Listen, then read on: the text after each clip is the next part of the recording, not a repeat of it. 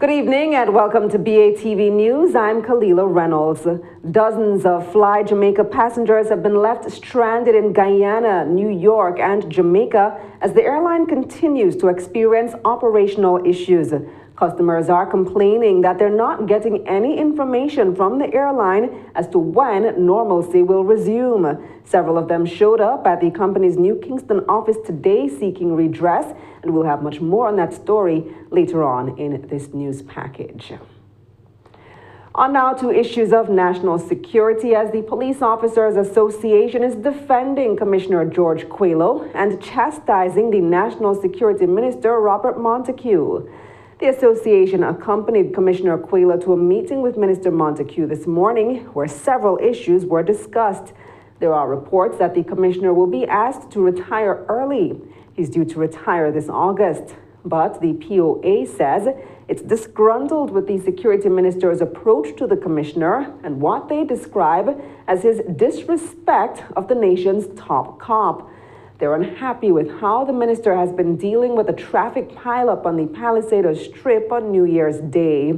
They also say he's become too involved in the process of promotions within the JCF and the distribution of vehicles. The Police Officers Association says the direct interference of the minister and his communication through the media is a serious distraction from the management of major crimes. They say this has negatively impacted the Office of the Commissioner of Police and the morale of the officer corps. The association is urging the Ministry of National Security to apply the protocol and dignity required to communicate with the Office of the Commissioner of Police and to desist from creating major distractions that they say have impacted the management of the JCF. Minister Montague was expected to brief Cabinet on the meeting today. Meanwhile, the private sector organization of Jamaica, PSOJ, says it's disturbed at the looming uncertainty following today's meeting between the Minister of National Security, Robert Montague, and Police Commissioner George Quaylo. The organization says, unfortunately, following what should have been a session to demonstrate unification and leadership, the country is now left more concerned about the management of law and order. The PSOJ says the apparent division between the minister and the commissioner communicates negatively to the business community and wider citizens. The PSOJ says it deplores the uncertainty and apparent absence of an effective and strategic crime-fighting plan and the emergence of the ugly specter of political interference, which they say they thought had been left behind us 30 years ago. They're of the view that both the government and opposition should avoid political scoring and divisive undermining of each other's position and settle on a clear and coherent national direction to protect the country's security. The PSOJ says if there's a question of the performance of the incumbent Commissioner of Police, they need to know that due process is being observed and that the established professional channels for action are being pursued. In other news now, Main Event Entertainment Group is reporting revenues of $1.2 billion for the year ending October 31, 2017. The figure represents an increase of 3% or $43 million over the corresponding period in 2016. Anthony Morgan has the figures. Main Event Entertainment Group says gross profit for the period under review increased to $565 million, up from the $428 million it recorded in 2016. Operating profit totaled $124 million, with finance costs reaching $15 million. The group says net profit was $101 million in 2017. That's a 79% increase over 2016, in which total comprehensive income was $56 million. Meanwhile, the group says administrative and general expenses totaled $362 million, up from the $284 million in 2016. Selling and promotion expenses reached $8 million, while depreciation expenses stood at $73 million. Main Event says earnings per stock unit also increased from 24 cents to 35 cents over the period. Total assets for the year amounted to $718 million, with non-current assets at $427 million, while current assets are valued at $291 million. For BATV News, I'm Anthony Morgan. Hyundai vehicles will be the latest to get a new modern New Kingston showroom. Magna Motors dealership, the local exclusive distributor of Hyundai in Jamaica, today announced plans to build the new showroom and service center on Oxford Road. The company says it will be 7 times larger than its 2 current locations combined. Magna says it's part of their plan to deliver world-class service to customers from a central location with greater speed and efficiency. Managing Director Juan Vargas says the new facility will nearly triple their workshop capacity and exhibition area, while the parts department will have 12 times more capacity.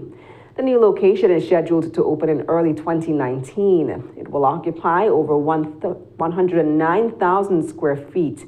Mr. Vargas says the new facility will allow them to provide better customer service along with the convenience of meeting all their needs in one location.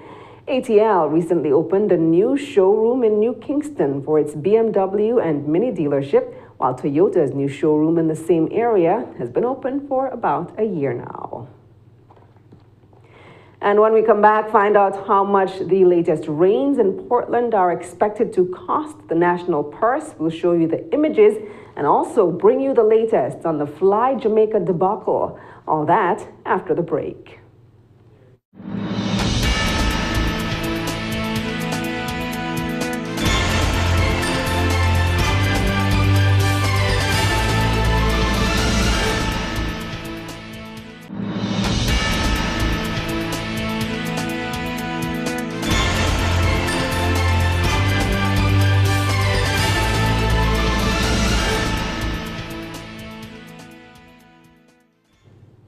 Welcome back.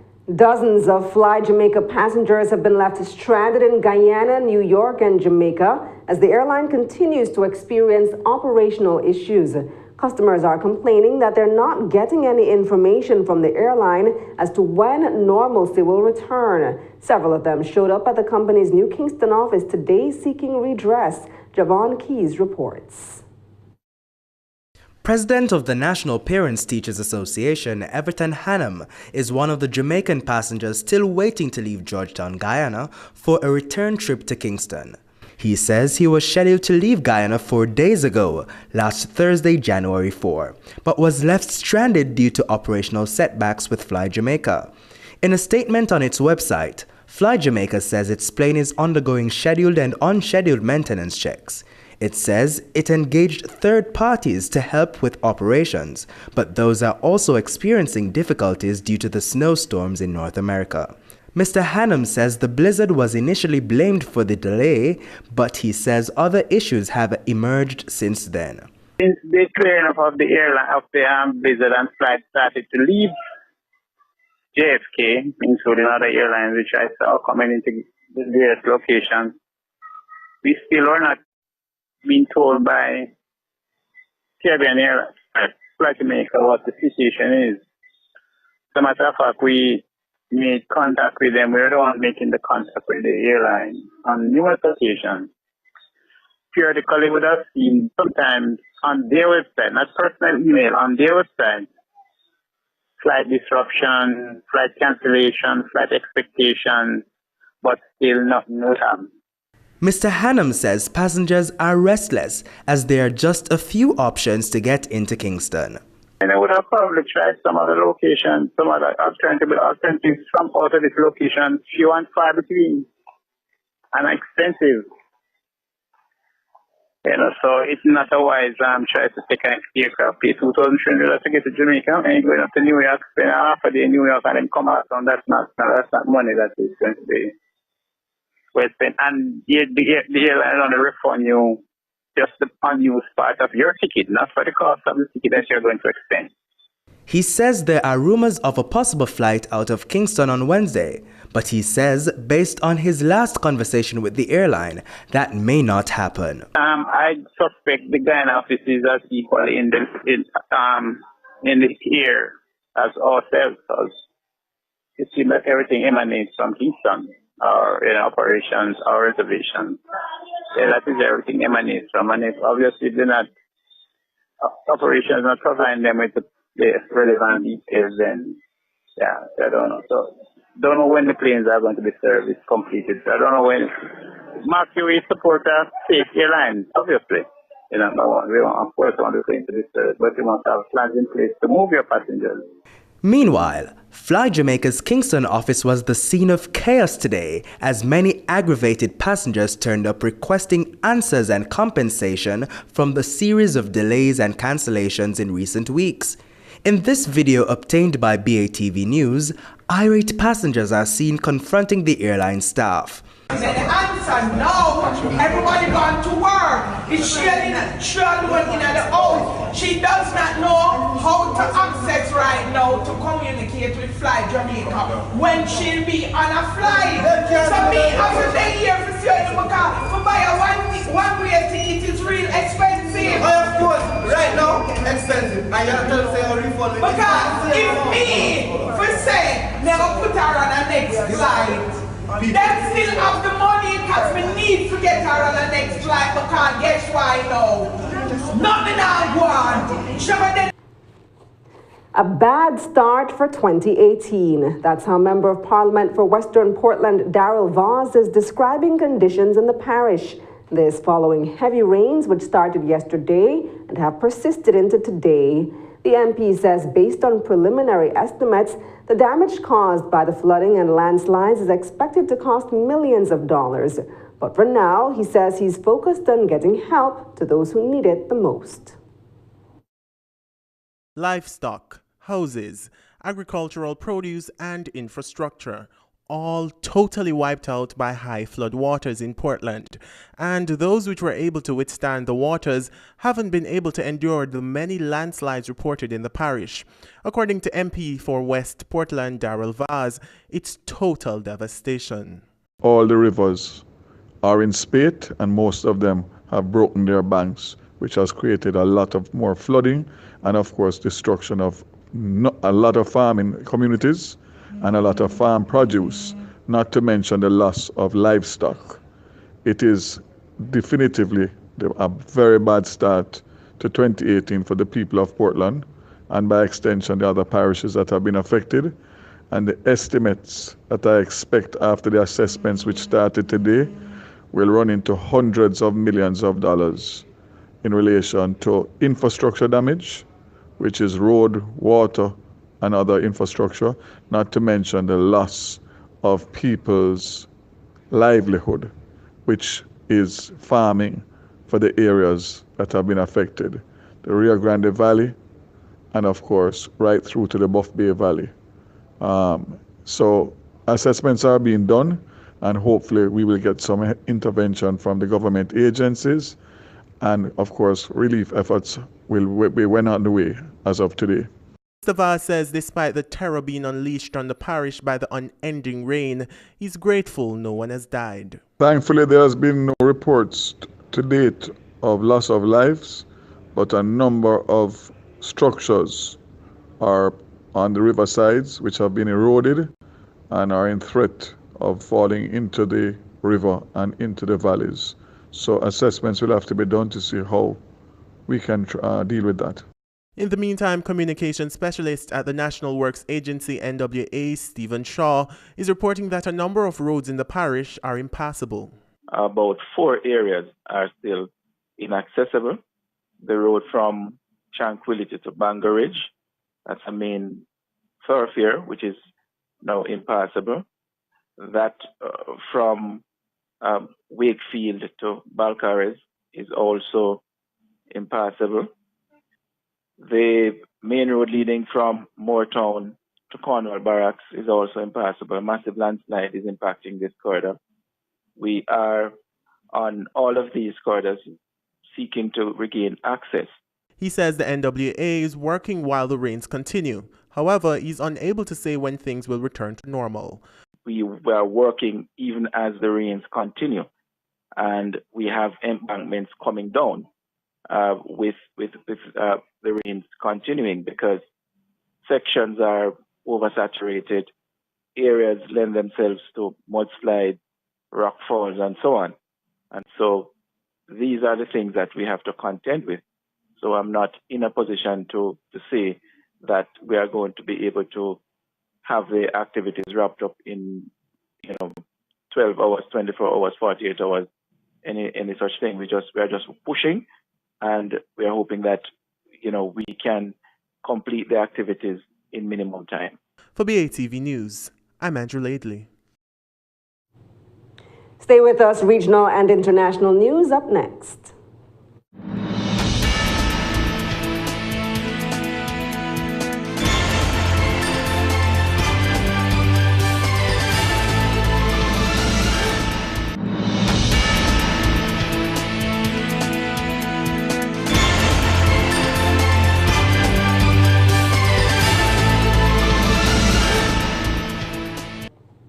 Welcome back. It's time now for regional and international news. U.S.-based oil giant ExxonMobil has made yet another major discovery in Guyana's waters. The announcement made last Friday by ExxonMobil's partner Esso Exploration. The discovery was made at the Ranger 1 field in the Stabroek block. It's the sixth and largest find to date.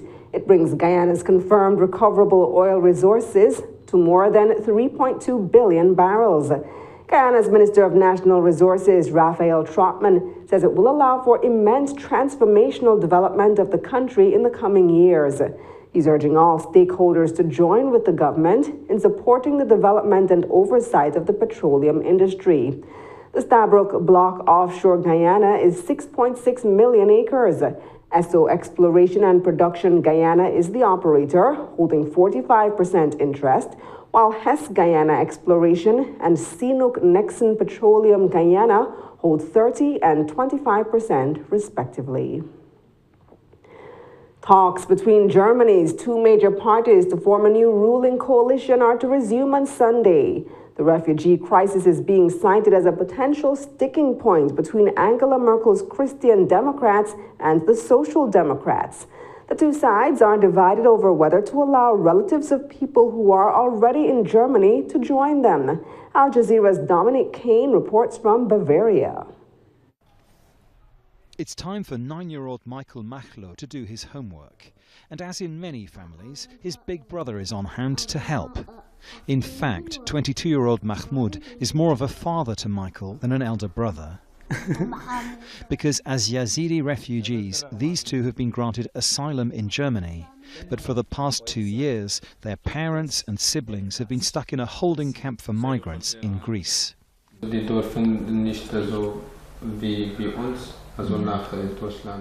told them they could come join us here, but then a few months ago we were told they could not come. The officials said you have no documents that prove your brother is related to your parents. I paid for the papers to come from Iraq, then they said they needed to test Michael's DNA, and now finally they've said that okay, your parents can come. But the brothers' hopes of a reunion have been dashed twice before, and their situation is not unique. Since 2016, Germany has put a temporary hold on reuniting the families of people who are not classed as refugees. The Bavarian Christian Social Union, Angela Merkel's sister party in the southern state, says while genuine refugees should be allowed in, those with subsidiary protection whose claims for asylum are rejected should not. We are objecting to the right of so-called subsidiary accepted refugees to bring their family to Germany because, to be honest, this would exhaust our capacities. What makes this view more interesting is that Stefan Meyer speaks on this issue not just for his party, but also for Angela Merkel's Christian Democrats. But this particular point of view is not shared by the Social Democrats. And with coalition talks between the three parties now intensifying in the new year, the question is, might this issue be a sticking point? Because the Social Democrats believe that where possible, families who qualify to be reunited should be allowed to do so. The political fight in Germany is now about how to bring a government together from parties with such differing views. For Mahmoud and Michael Machlo, it's how to bring their family back together. Dominic Kane, Al Jazeera, in Bavaria. French President Emmanuel Macron has begun his first state visit to China. It comes at a time of uncertainty over the crisis on the Korean Peninsula and tension in relations between China, Europe, and the U.S. Al Jazeera's Rob McBride reports from Beijing.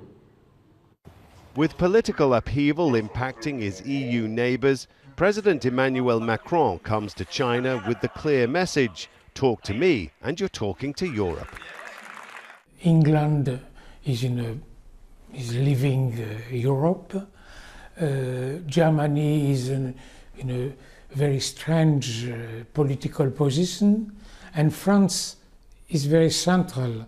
Macron and President Xi Jinping have met just once before at last year's G20 summit. And Macron will be looking to China to reaffirm its commitment to the Paris Climate Accord to control global warming. It was signed just 2 years ago, but damaged by the US decision to pull out of it. And it's very important now for France to talk with China about environment, because America, US, President Trump leave the conference. This is Macron's first state visit to China, and we can expect the usual flurry of trade deals and possible agreements on future nuclear power projects in which both France and China have expertise. But as permanent members of the UN Security Council, there'll also likely be talks on the war in Syria and on the North Korean crisis. In both China and France, there's been alarm at the kind of insults traded by the leaders of the US and North Korea. And China will be looking for support for its so-called double freeze proposal that calls for the US and South Korea to suspend military exercises in return for North Korea halting its missile tests. I'm sure China hopes Macron will support this plan. But if the French come up with its own ideas, China will consider them carefully. In the face of so much international instability, French and Chinese diplomats will be hoping that the spectacle of two world leaders holding a state visit will, in itself, be a stabilizing influence. Rob McBride, Al Jazeera, Beijing. Stay with us. Talking Stocks comes up next.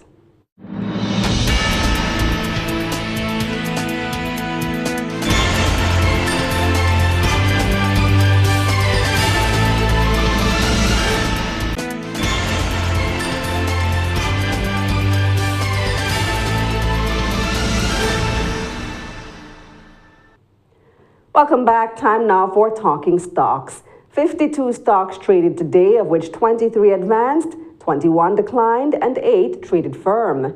The main JSE index declined by over 1,683 points to close at more than 286,000. The junior index advanced by 14 points to close at over 2,800. Over 9 million units traded, valued at more than $211 million on the Jamaican dollar market. And on the U.S. dollar market, over 700 units traded, valued at more than $819 US. Wasinka Group, with over 2,700,700 units changing hands, accounted for 28% of market volume. Victoria Mutual Investments was second, with over 2 million units trading. NCB Financial Group, with over 1,500,000 units, accounted for more than 15% of market volume crossing the floor. Jamaica Teas was the top advancer, up 79 cents to close at $4.85, followed by CAC 2000, up more than $1 to close at $8.70, and Mayberry Investments, up 78 cents to close at $6.79. The main decliners were Foss-Rich Company, losing 32 cents to close at $2.57, followed by Wasinka Group, down 50 cents to close at $10.07, and Caribbean Cream, down 26 cents to close at $5.77. In foreign exchange trading, the Jamaican dollar gained on all three major currencies today. The US dollar ended the day selling for $124.55, losing 19 cents on the Jamaican dollar since trading last Friday. The Canadian lost $2.05 to close the day at $98.01, and the British pound went for $166.70, losing 67 cents on the Jamaican dollar. And that's the news. But before we go, a recap of our top story. Dozens of Fly Jamaica passengers left stranded in Guyana, New York, and Jamaica as the airline continues to experience operational issues. Thanks for watching. For more content, visit our website at batvja.com. I'm Kalila Reynolds. Pleasant viewing.